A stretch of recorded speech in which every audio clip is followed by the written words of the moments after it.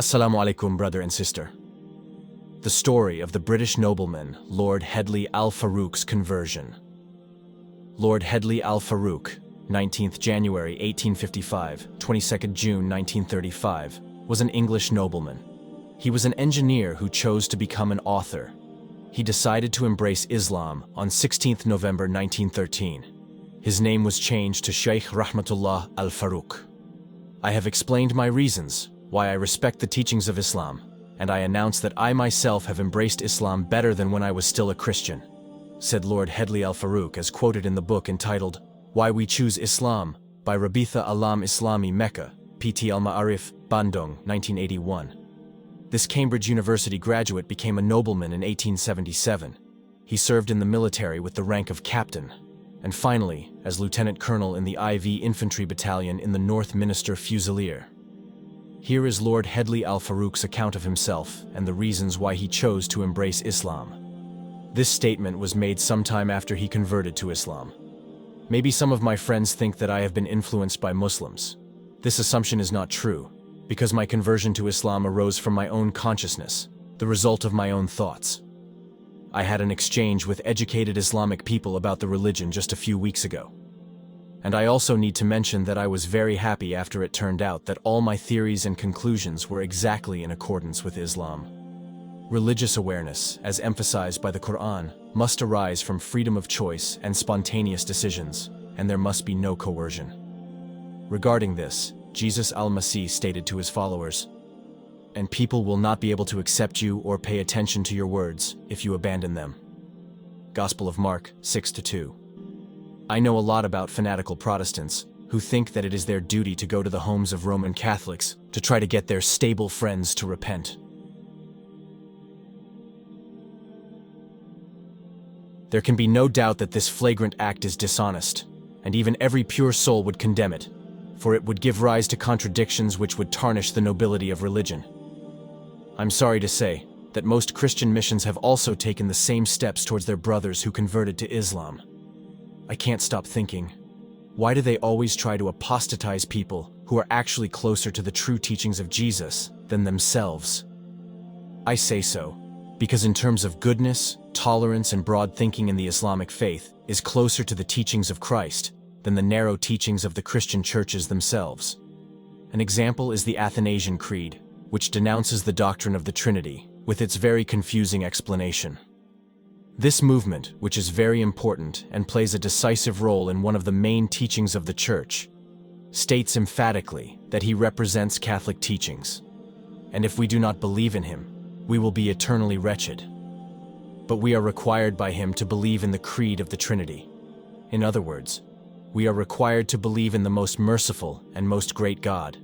Then at the same time we are required to cover him with tyranny and cruelty, as if we were covering the most evil people. While Allah subhanahu wa ta'ala is very far from the possibility of being limited by the plans of weak humans who believe in the doctrine of the Trinity or Tatslits. There is still one more example of the will to do good. I once received a letter about my inclination to Islam, where the writer stated that if I do not believe in the Lordship of Jesus Christ, I will not be saved. Although the question of Jesus' divinity, in my opinion, is not as important as the question, has Jesus Christ delivered the message of God to mankind or not? If I doubted this matter, my mind would surely be shaken.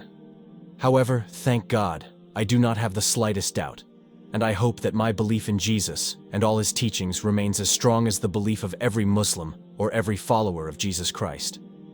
As I often say, Islam and Christianity, which were taught by Jesus himself, are like two cousins.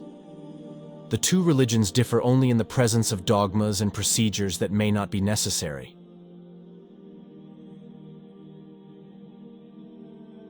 Nowadays, humans have begun to lead to a lack of faith in Allah subhanahu wa ta'ala when they are asked to believe in narrow-minded dogmas and beliefs. And at the same time, humans are thirsty for a religion that can speak to reason and the atifa, sentiment, of humanity. Who has ever heard that a Muslim becomes an atheist? There may be some occurrences, but I highly doubt it. I know that there are thousands of men and women who are Muslims in their hearts, but usually they do not dare to express their feelings openly, in order to avoid the disturbances and difficulties that would be experienced if they confessed. his Islam openly. In fact, I myself have experienced this for 20 years in my open faith, which has caused the loss of good thoughts from my friends. I have explained my reasons why I respect the teachings of Islam, and I announce that I myself have embraced Islam better than when I was a Christian. I can only hope that my friends will follow this example, which I know is a good example, which will bring happiness to everyone who sees my steps in life as progress and far from being hostile to Christianity. Lord Headly Al-Farooq became Muslim because of Jesus. Lord Headly Al-Farooq is a prominent British statesman and writer. He is a Cambridge graduate. After graduating, he became more active in military service. His military career over, Al-Farooq began writing. One of the most famous books he published was the Salisbury Journal. This journal contains stories about the West's awakening to Islam. After writing that, unexpectedly Al-Farooq actually became a Muslim. He also changed his name to Sheikh Rahmatullah Al-Farooq. My decision was assessed because I was influenced by Muslims. But that's not the reason. I actually became a Muslim because I studied Islam for years, said Al-Farooq, as quoted by Arab News, Friday, 3/5. Al-Farooq was very happy when all the theories and conclusions he got were in accordance with Islamic teachings. I could understand that Jesus was closer to Islam than what the church understands today, he recalled. As just one example, Al-Farooq mentioned the Shahada. In Islam, the Shahada is a form of testimony and commitment to Allah and His Messenger. However, it was actually turned into a key to salvation. So, what I can understand is that in the Trinitarian view, God can be good, but also evil. I feel grateful that through Jesus, I can know the truth, said Al-Farooq.